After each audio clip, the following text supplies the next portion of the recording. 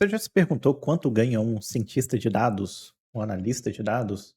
Você precisa de graduação ou não para entrar na área de dados? Onde estão as maiores oportunidades em dados? Eu vou conseguir aquele trabalho remoto que eu sempre quis? Eu vou ter que mudar de cidade, mudar de estado às vezes?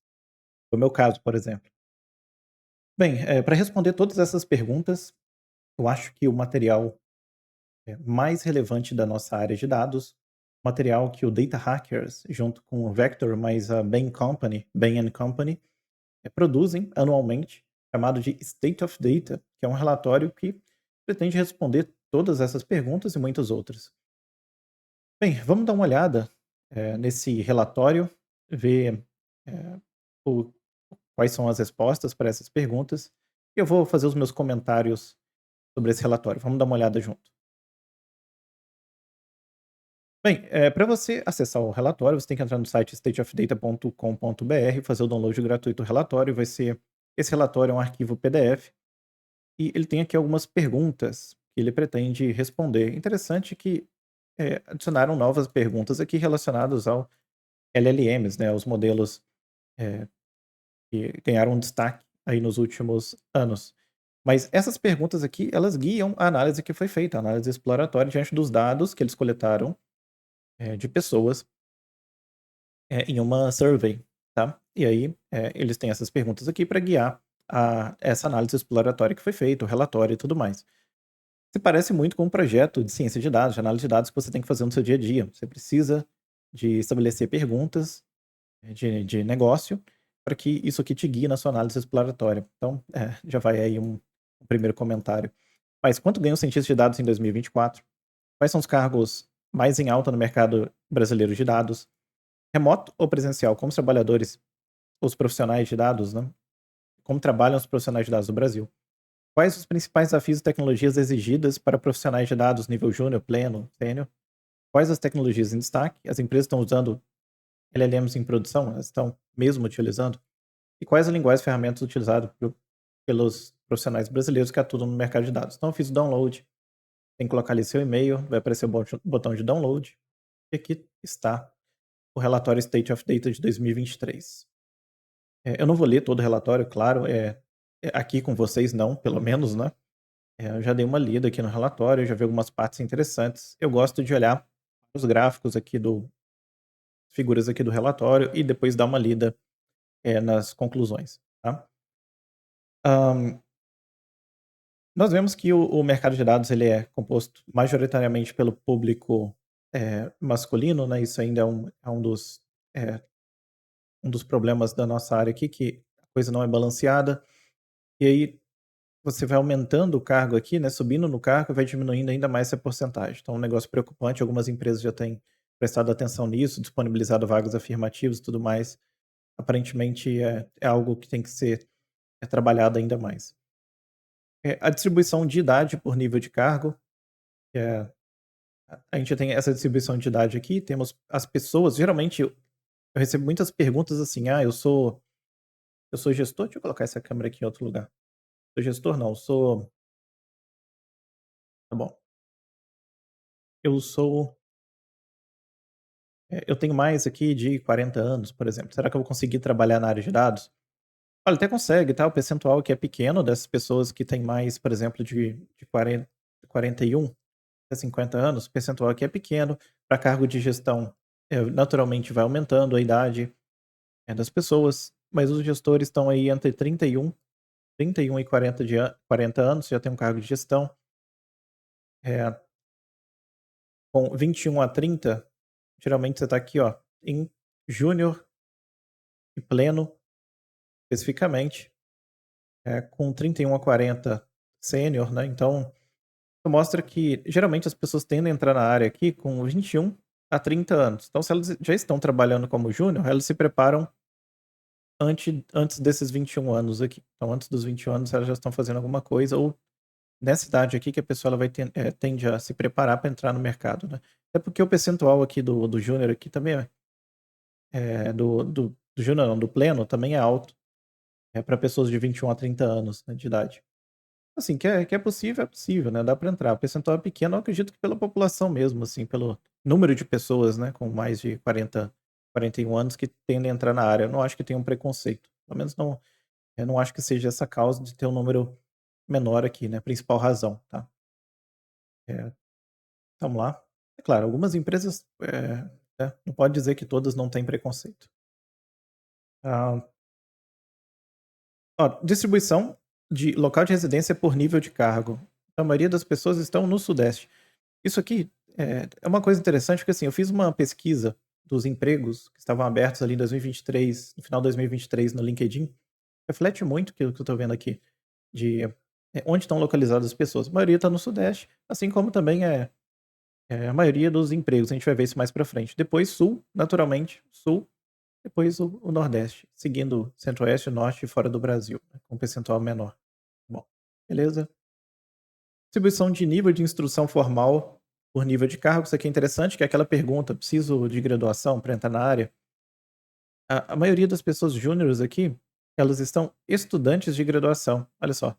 Então, aparentemente, para você conseguir trabalhar como júnior, aliás, ele tem uma graduação, perdão, ele tem uma graduação. Você trabalhar como júnior, você precisa de uma graduação. Só que tem um percentual muito alto aqui, na minha opinião, é de pessoas que são estudantes ainda e estão trabalhando como júnior em dados, né. Isso aqui é interessante, é relevante isso aqui. Aparentemente indicando que se você for estudante de graduação, você ainda pode conseguir um emprego na área de dados como júnior. Ou talvez nível estagiário, que não tem nível estagiário aqui, né, e talvez tenha entrado aqui no júnior, não tenho certeza, tá. Não tem graduação formal, é sempre pequena, então, assim, alguém te falar que: "Ah, é possível entrar na área de dados sem graduação?", pô, não precisa de graduação pra você trabalhar com dados, com programação, né. Diferente de, advocacia, por exemplo, você pode saber tudo, mas tem que ter lá a OAB, que exige de você uma graduação, passar na prova e tal. Até onde eu sei, né. Agora aqui em dados você não precisa, teoricamente, mas na prática isso aí é um filtro das muitas empresas, tá. E aqui tem o mestrado, interessante que vai, ao longo do tempo aqui ele vai aumentando o mestrado, e tem muita gente com pós-graduação, né. Pós-graduação não é esse mestrado aqui formal, então, assim, deve ser aquele MBA, coisa do tipo, né. Então, assim, vai aumentando o percentual de pessoas com MBA ao longo aqui da carreira, colocando o gestor aqui como maior parte dos gestores, eles vão ter pelo menos um MBA lá, tá. Ah, distribuição de área por formação por nível de cargo. E aí, ah, aqui é a distribuição de área de formação por nível de cargo, né. Então, a área de formação geralmente é de computação. Então a gente vê o percentual, que é o maior percentual aqui, é pessoas que vieram da computação. Depois, eh, outras engenharias, que eu não sei exatamente o que significa, acho que deveria ler ali para entender, e economia. Economia também bastante aqui. Aí tem outras áreas que é saúde e biológicas, é um percentual pequeno ali, e marketing e publicidade, que é um percentual interessante. Percentual, apesar de baixo, é interessante. E geralmente, assim, você está pensando em ir pra área de dados, principalmente você que está como júnior, volte-se para a computação. Você vai estar aqui nesse percentual maior aqui. É algo que vai te ajudar muito, porque você vai trabalhar muito com programação. Acho que economia também é bem legal, mas contabilidade, etcétera. Mas, assim, isso aqui não te ajuda a programar, por exemplo, né. É um conhecimento que você precisa aqui na área de dados. Anos de experiência prévia em TI por nível de cargo, eh, um percentual alto de pessoas sem experiência prévia em TI que entram como júnior. Isso aqui também reflete a realidade, tá. A maioria das pessoas que entram em curso online, elas não têm nenhuma experiência prévia com TI. E aí a pessoa não sabe, por exemplo, compartilhar uma tela, copiar e colar um negócio. Copiar e colar eu acho que sabe, né, mas, assim, você pede pra pessoa fazer instruções simples, e ela tem uma certa dificuldade em entender, então você tem que falar exatamente o que ela tem que fazer. Move o seu mouse, na diagonal à direita até aquele xizinho lá em cima, aí fecha e tal. Então, assim, isso aqui é natural. Agora, tem experiência prévia em TI, ser gestor aqui, para dados, na área de dados, na minha opinião isso aqui é preocupante. Eu acho que o gestor ele tem que ter experiência prévia em TI. Tem que ter experiência prévia em TI para ele gerenciar bem o time dele, senão ele não sabe o que o time está fazendo, o tempo que demora para fazer as coisas. Assim, ele Se as pessoas quiserem, né, o gestor ele perde a gestão aqui rápido, porque ele não vai ter noção das coisas que dá para fazer. Na minha opinião, claro, o gestor tem que ter alguma experiência em TI sim, mas é esse percentual que é alto, hein, é alto, eh, ou então, eu vou dar uma outra alternativa aqui, tem o caso também do gestor que ele entende que ele não sabe, e aí ele vai confiar no time e tudo mais, né, e buscar pessoas que ele confia e tudo mais, dá muito mais trabalho, é claro, mas, pelo menos ele não pode atrapalhar o time dele. Então, se ele não tem noção do que dá pra fazer realmente, ele não consegue falar o que o time tem que fazer ou o que dá pra fazer, se ele é um cliente, ele faz o papel do cliente, o gestor aqui, no sentido de, de eu gostaria disso, né, eu queria, tem desejos, sabe, e não sabe das limitações exatamente tecnicamente, então ele tem que confiar no time, né, para o time dar sequência. Eu acho mais difícil fazer desse jeito, já vi também bons gestores agindo assim, né, que confia no time e a coisa anda, eh, mas aí ele tem que trabalhar muito o outro lado que ele não sabe, dado que ele não sabe TI, ou então o gestor que ele sabe TI, ele sabe até onde que dá para ir, ele sabe das dificuldades, ele ajuda o time também, então mas eu acho esse percentual meio alto. É a minha opinião, né. Esse aqui é o que é, né, a pesquisa. Menos de um ano, então assim, o júnior aqui sabe pouco, né. Agora, o cara sênior aqui, pô, não tinha experiência prévia em TI, é complicado. Esse número aqui é assustador. Tem experiência prévia em TI e entrou como sênior lá, é assustador isso aqui. Pelo menos trabalhar como cientista de dados, trabalhar como analista, acho que tem outros cargos aqui também, analista de dados, aí pode ser que mas mesmo assim, nessa experiência prévia em TI, como é que ele vai clicar nas coisas, porque tem que usar os programas, os softwares lá, e tem que ter experiência prévia em TI, né. Não sei se ele não entendeu a pergunta bem também, pode ser isso. Anos de experiência em dados por nível de cargo. Aqui menos de um ano, tem experiência prévia em dados, de 1 a 2 anos, aí ele fica aqui como júnior. O comum é o júnior ele ficar ali ainda como júnior tendo 1 a 2 anos de experiência, mas tem um percentual bom de menos de um ano e já está trabalhando como júnior, na experiência prévia. Então ele tinha experiência prévia e entrou como júnior. Tem uns que tá de 1 a 2 anos. Eu acho que esse aqui menos de um ano e 1 a 2 anos é o tempo de migração de carreira, tá. Esse aqui é interessante. Quanto tempo eu vou demorar para migrar de carreira? Então aqui tem uma resposta legal, é de ó, o geralmente aí de 1 a 2 anos. Se você não tem experiência prévia em TI, que é o maior caso aqui, se você já tem experiência em computação, pode ser que você consiga aqui com menos de um ano migrar efetivamente. Agora, o pleno, de 1 a 2 anos ou 3 a 4 anos para ficar como pleno. E o sênior de 5 a 6 anos. Então não tem sênior de um ano, né, que o pessoal estava brincando lá no fica brincando nas redes sociais. Então sênior geralmente ele tem 5 a 6 anos. Menos de um ano tem aqui um percentual, mas a maioria aqui é de 5 a 6 anos. Tá bom. E gestor, a maioria mais de 10 anos de experiência. Tá bom, é razoável também. O segmento de atuação dos empregadores, outros, nossa, outros está comendo muito percentual aqui, poderia ter mais, segmentos, mas o maior segmento é tecnologia digital, bate muito com o que eu vi das vagas, estava aberta no ano passado. Tamanho atual dos empregadores, total de funcionários, a maioria dos empregadores tem acima de 3.000,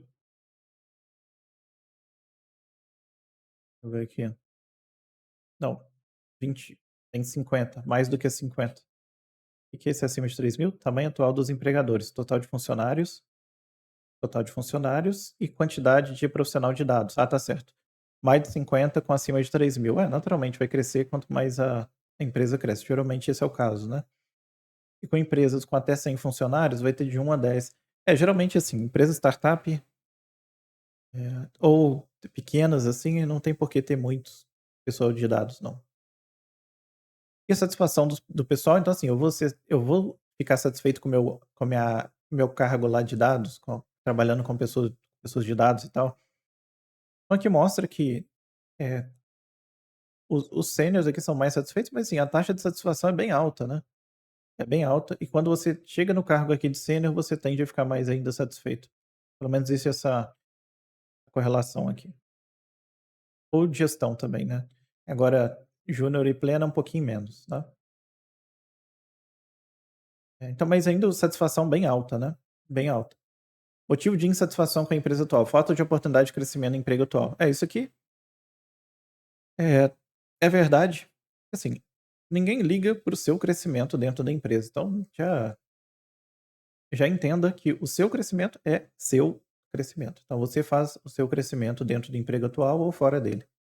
O salário atual não corresponde ao mercado. É o segundo motivo de maior insatisfação, e tem em 2022, 2023, né, o maiores percentuais, aqui mudou um pouco. É legal ver isso aqui, que a falta de maturidade era uma coisa um pouco mais, tá quase a mesma coisa, mas assim, diminuiu um pouquinho, né. Porque realmente a gente tem agora 2023, 2024, mais maturidade analítica dentro das empresas. As empresas estão aprendendo. Mas assim, falta de oportunidades é o primeiro, mas a oportunidade quem cria é você, e quem faz isso aqui é você. O seu emprego atual não vai atrás não. Já assuma isso e foca em fazer o melhor trabalho que você pode, mas assim, não foca que a empresa vai ficar indo atrás de você, tá. Salário atual não corresponde ao mercado, tudo bem. Se você, eh, também é uma coisa que a pessoa que quando ela tem, né, ela quer mais e tal, etcétera. Ao longo do tempo você vai, se preocupando menos com isso aqui. Apesar de que também é muito importante, né. Falta de maturidade analítica na empresa, eh, realmente eu acho que ao longo do tempo as empresas estão tendo mais maturidade, mas assim, é uma coisa que gera insatisfação ao longo do tempo, né. Então mas vocês vão ver que mudam o cenário pra quando o que a pessoa olha na hora de escolher uma vaga ou outra. Depois a gente vai ver. Gostaria de trabalhar em outra área de atuação, então mudou muito aqui o percentual, interessante, né. Para o ano de 2023, que não é algo que afeta. Gostaria de receber mais benefícios, 18%. O clima ambiente não é bom, 15%. E não tem uma boa relação com o líder gestor, é o menor aqui. Mas todos esses que estão os motivos de insatisfação. Participação de entrevista nos últimos 6 meses, não participou, a maioria não participou de entrevista. Participou, mas não foi aprovado. Tem um percentual interessante, a maioria não participou nos últimos 6 meses. Foi aprovado e mudou de emprego, tá mais para o cargo aqui de gestão. É interessante também ver tem uns que foram aprovados e não mudou de emprego, por exemplo, o júnior, né, às vezes não ofereceu nada de melhor, não mudou de emprego. Mas aqui gestão, ó, o percentual sênior e gestão aumenta. E aumenta porque, assim, a abordagem aqui é maior, né, pelos recrutadores. A intenção de mudar emprego nos 6 meses de acordo com o grau de satisfação com o emprego atual e nível de cargo. Hã, aqui tem, satisfeito, insatisfeito, e aí não está buscando e não pretende mudar, não está buscando, está aberto, todo mundo está aberto a possibilidades, né, mesmo que está satisfeito. E o insatisfeito, principalmente, sim, dentro ou fora do Brasil. Quem está insatisfeito tá querendo mudar, sim, claro, né. Agora insatisfeito e não está buscando, mas está aberto a possibilidades, tá bom. Então tem um percentual legal aqui. Os critérios levados em consideração para a escolha da empresa, agora olha os critérios, que muda lá o motivo da insatisfação da empresa atual, né. Mas o critério é remuneração e salário. Isso aqui, vou colocar assim, essa parte aqui, figura 14, é uma aula aí para os recrutadores, para pessoas que recrutam, eh, profissionais na área de dados. Cara, a primeira isso aqui é um funil, é o funil que você segue ali com um candidato que vai querer seguir ou não vai. E vai permanecer também na empresa ou não vai, também já dá indicativo. Mas assim, qual que é a primeira coisa aqui? Salário. Então assim, cara, não faz mistério, não coloca projeto para fazer primeiro, tem que fazer um case, empresa de 2 semanas, não sei o que e tal. Às vezes o júnior, tudo bem, tá desesperado, quer negócio na hora lá. Mas assim, pessoal mais sênior, gestão, etcétera, cara, fala o salário já. O salário é esse aqui, porque já tem um budget. A empresa já tem o budget. E assim, só se for o Neymar dos dados, né? Fazer o negócio chover lá dentro da empresa para mudar esse budget. Então tem casos que muda? Tem casos que muda, mas já fala o salário primeiro, para filtrar já os candidatos para a próxima etapa. Depois fala também se o trabalho é remoto ou não, que muita gente não considera o trabalho fora do remoto. Plano de carreira e oportunidade de crescimento, eu acho que, eh, beleza que entrar em terceiro, né, oportunidade de crescimento, oportunidade de aprendizado, e ambiente, clima e tudo mais, mas eu acho, ó, esses 2 aqui já filtram muita gente, tem muito recrutador que já tá usando, né. Mas fica a dica para quem não tá usando ainda. Propósito do trabalho da empresa e maturidade da empresa. Então você vê, assim, que na hora de conseguir um emprego, esse critério aqui não é tão relevante, maturidade da empresa, né. E propósito da empresa e tudo mais também não é tão relevante na hora de conseguir um emprego.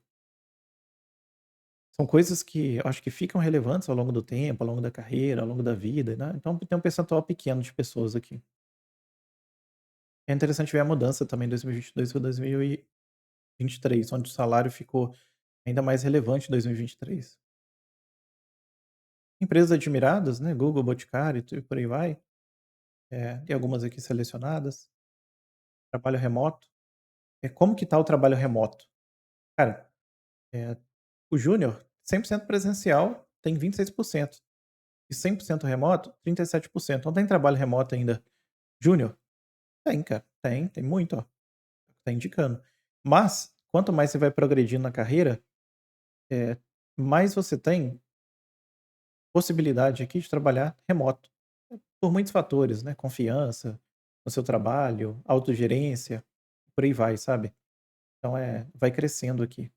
Híbrido com dias flexíveis também vai crescendo, porque o que deu espaço foi assim, o 100% presencial não é uma aparentemente não é dominante, ó, não é uma realidade para o sênior, e o híbrido com dias flexíveis aumentou, e o híbrido com dias fixos diminuiu, tá.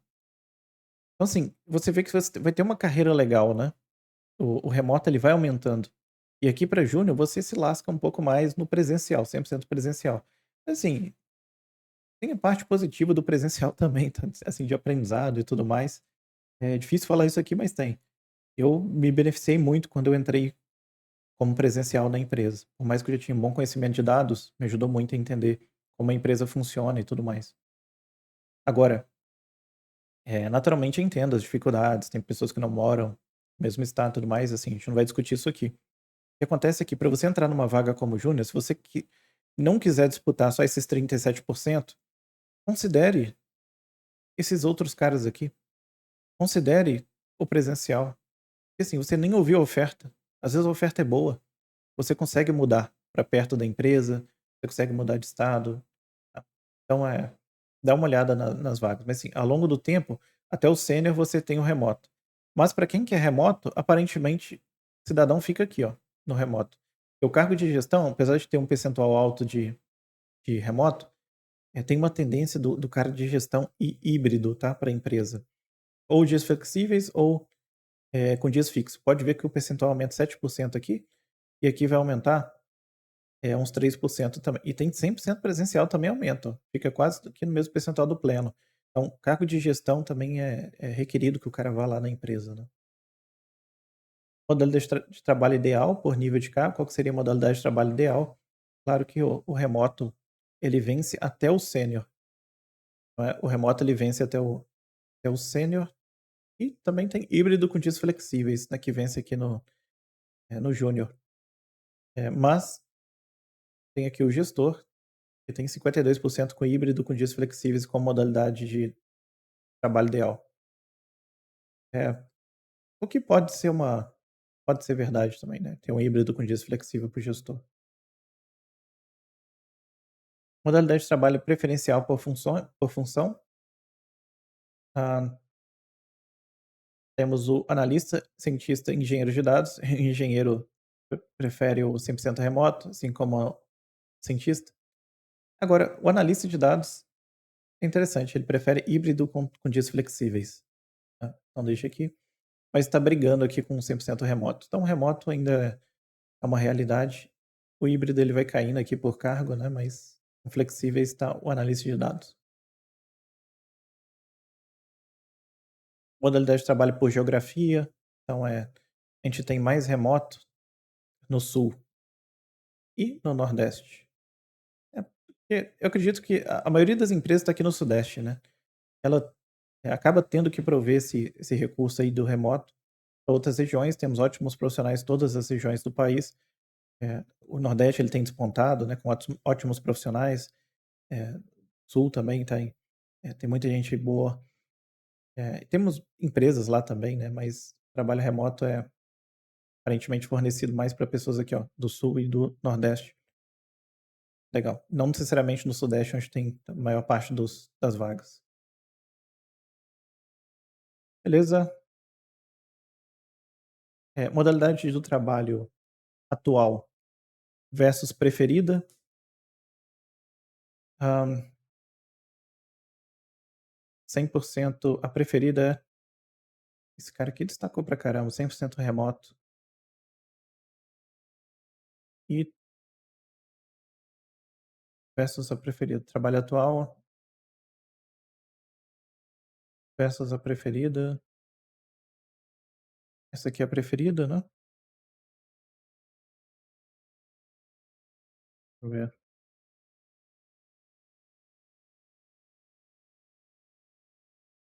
Isso aqui tá completando 100%. Trabalho atual,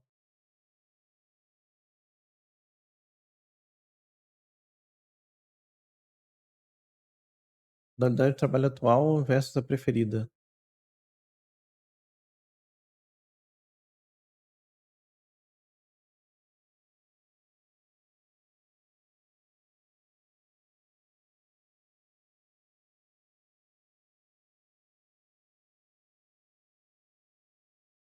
Eu tenho a atual, por exemplo, 100% remoto, e a preferida, por exemplo, 100% presencial.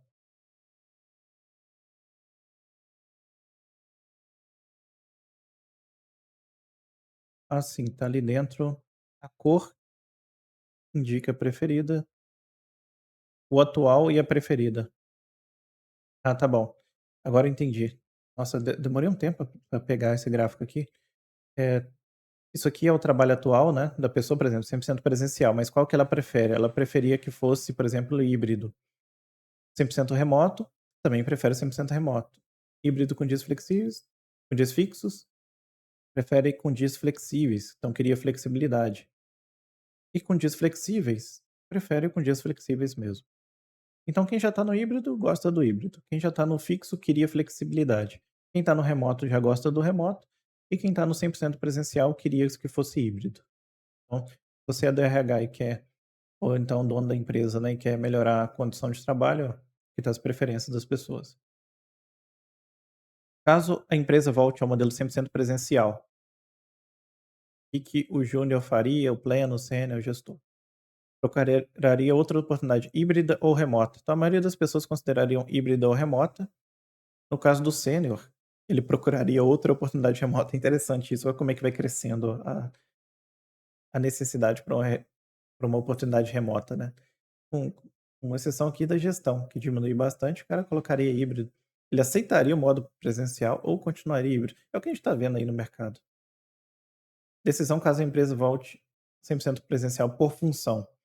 Então a função que mais vai aceitar aí o presencial vai ser, vamos ver quem continuaria.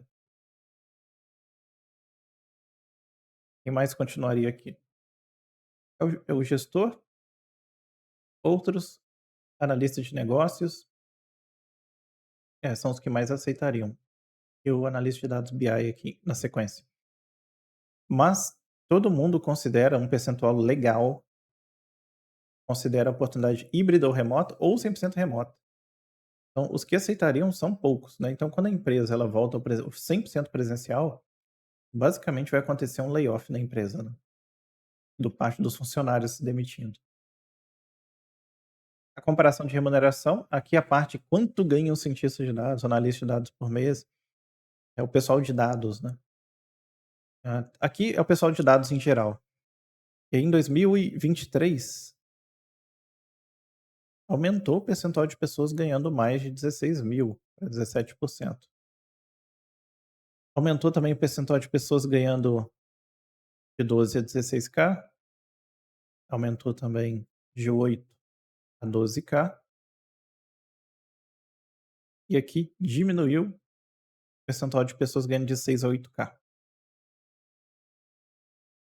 Temos um bom percentual aqui de 4 a 6K, que é 15%, 13 de 2 a 4K e menos que 2K, 5%. Mas é legal ver isso aqui por função. Então, por exemplo, assim, ó, tem por nível de cargo também, geralmente quem ganha menos de 2K tá aqui, né, é júnior, ou de 2 a 4K, que é o mais comum, tá aqui no júnior também. Agora quando é gestor, você passa a ganhar mais de R$ 16.000.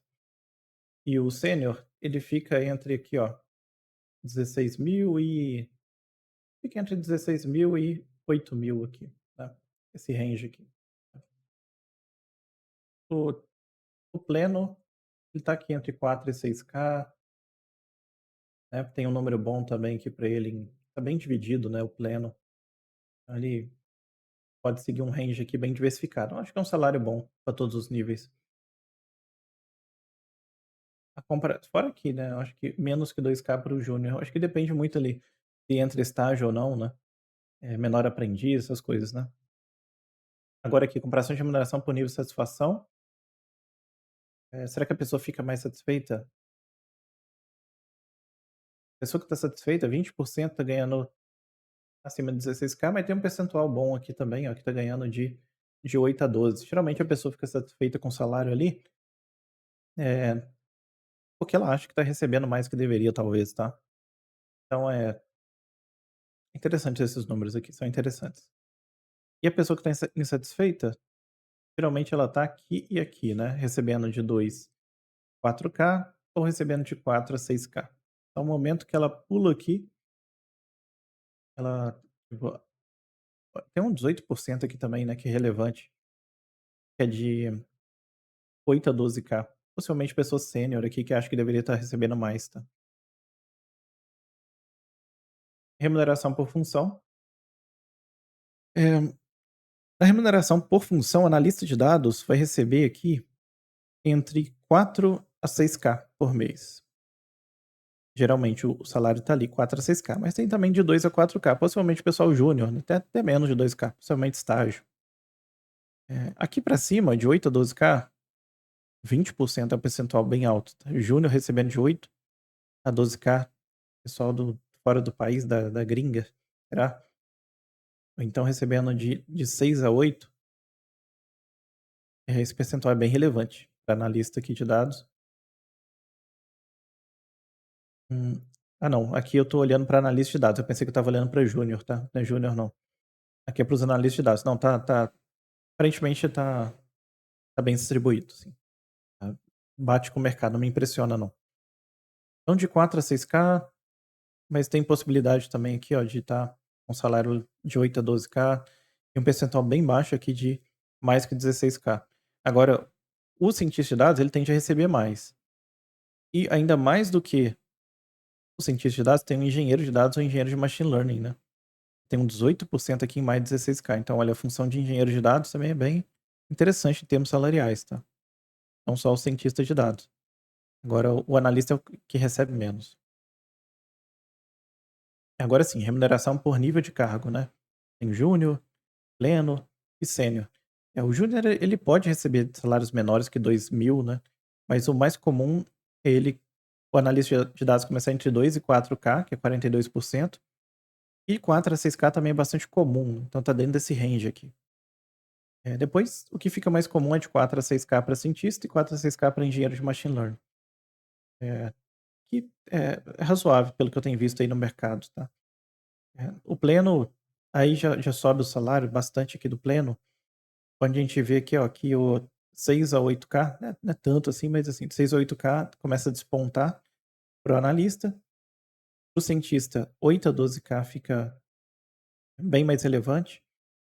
E engenheiros de dados também fica mais relevante aqui de 8 a 12K já para o pleno, tá. Então assim, é interessante que mudar de uma carreira aqui para outra, a gente viu lá que demora alguns anos ali, né, de experiência até chegar aqui no pleno. É é uma carreira muito boa, assim, a progressão de carreira ela é boa, né. Aqui a gente vê no sênior, por exemplo, né, olha, 30% recebendo mais do que 16K e 34% engenheiro de dados recebendo mais do que 16K como sênior, né. Legal. Questão de diversidade, não vai ter muita coisa nova aqui, mas é a maioria das pessoas branca, depois parda, preta, então ainda assim, né, o percentual de pessoas pretas na área é um percentual pequeno, assim como indígena outra, PCD, então é um trabalho, assim como lá, de questão do ah, questão de gênero, né, é um trabalho que ainda tem que ser feito para aumentar esses percentuais aqui, em termos ao percentual de pessoas brancas, né. Hã, a distribuição de cor, raça e etnia por nível de cargo, tem uma distribuição interessante. O percentual de pessoas brancas por nível de cargo ele aumenta até o gestor, então algumas empresas preocupadas com isso, né, costumam oferecer cargo de gestão ou cargos aqui mais sênior para pessoas, por exemplo, pessoas pretas, por exemplo, tá. Que são vagas afirmativas, né. Então é o tipo de trabalho que tem sido feito por algumas empresas aí. Experiência profissional prejudicada por dimensão da diversidade avaliada, a experiência de trabalho não afetada, experiência de trabalho afetada pelo gênero, né. Olha só esse impacto aqui, né. Como que a percepção das pessoas, né, outro também é muito impactante aqui. Então, assim, pelo fato da pessoa ser do gênero, no caso, gênero masculino, ela não tem essa percepção que está sendo afetada pelo gênero masculino por algum motivo, né. Agora, feminino e outro é bem preocupante. O número sobe demais do que é afetado, 58%, tá. Por ser do gênero feminino, a pessoa ela sente que a experiência profissional foi prejudicada. Caramba, isso aqui é muito preocupante. Por raça e etnia, também a pessoa pode se sentir, né, afetada, a experiência de trabalho ser afetada por causa da por raça e etnia. Olha só, cara, olha isso aqui. Isso aqui é triste e preocupante. Triste e preocupante. Cada vez mais a gente tem que, eh, lutar para que isso aqui não aconteça, né, para que esses números aqui se aproximem mais do que a gente vê aqui. Quiserem, né, o número. Deficiência, PCD também, é claro. Quando a gente trabalha afetado pela deficiência, 42%, também preocupante. Fatores da experiência profissional prejudicados por dimensão da diversidade avaliada, aprovação em processo seletivo, vamos ver qual que é melhor, velocidade da carreira, de progressão de carreira e atenção dada por colegas a ideias e opiniões. Cara, importante, importante. Olha os motivos, interessante, mas triste ao mesmo tempo. A pessoa então tem a pessoa do gênero feminino, parda, preta, vamos dar uma olhada aqui na pessoa preta, oportunidade de progressão de carreira, né, aprovação em processos seletivos, cara, muito triste isso aqui. Pessoa parda também tem esse mesmo sentimento, progressão de carreira. Com deficiência, quantidade de vagas recebidas é um problema, oportunidade de progressão de carreira, mesma coisa, e aprovação em processo seletivo. Experiência profissional prejudicada por interseccionalidade de gênero, por etnia. Ah, assim, quando tem, gênero mais, etnia, cor, etnia, né, raça, etnia. Então, experiência de trabalho afetada, geralmente é mais afetada aqui, eh, gênero, a gente tem os percentuais maiores, todos são é claro, todos preocupam quando a gente tem esse desbalanceamento, né, mas gênero é o que mais pega aqui, né, com a experiência de trabalho afetada, então tem que ter uma atenção aqui. Eh, diversidade de gênero, né. Não, esses números não estão aqui por acaso não. E a cor a cor, né, eh, apesar de ter gênero aqui como, eh, masculino, o a pessoa preta, né, ela sente afetada, a experiência de trabalho é afetada pelo fato dela ser preta, é triste. E a distribuição de remuneração por gênero, cor, gênero e por raça e etnia. Então o homem branco, ele pode, nossa, olha aqui, o homem branco, é claro, ele tem cargos maiores ali, então ele, pode receber mais, mas aí o problema ele existe de qualquer forma, né. Mas ele tem um percentual maior recebendo um salário de mais de 16K, e olha como vai diminuindo isso aqui para mulher parda ou preta. Esses números não estão aqui por acaso, então assim, é uma coisa que a gente tem que prestar atenção, tem que se preocupar e não é só isso, né, ter um conjunto de ações para diminuir essa desigualdade. Eh, Remuneração média por interseccionalidade de gênero e cor. Então remuneração média, como ela vai caindo, né, remuneração média ao longo de gênero e cor. Então, nada é por acaso, os números não mentem. Remuneração média por nível de cargo, interseccionalidade. Beleza, aqui tem uma análise um pouco mais detalhada, né, vamos dar um próximo passo. E o estado atual da IA generativa na empresa onde trabalha. Então, a IA generativa está sendo muito utilizada, é interessante ver isso aqui, e na maioria dos casos, fora o setor público aqui, que não está sendo trabalhada, né, quem diria. Mas na maioria dos casos está sendo trabalhada, mas não é prioridade. E fora telecomunicação também. O que é estranho, porque telecomunicação deveria ter grandes ganhos com IA generativa, na minha opinião. Grandes ganhos. Está entre as principais prioridades, vamos ver, principalmente tecnologia. Sai na ponta, né? Principal prioridade que eu queria dizer, né? Está entre as principais, varejo. Interessante. Mas tem um percentual legal em telecomunicação que está entre as principais prioridades para os próximos anos. Não está fazendo em 2023, mas 2024. Legal. Legal esse percentual aqui. É, isso aqui indica a demanda de mercado para os próximos anos. Foi a generativa, tá? Então, aprendam. A abordagem e uso de IA generativa no dia a dia que trabalha. Vamos ver.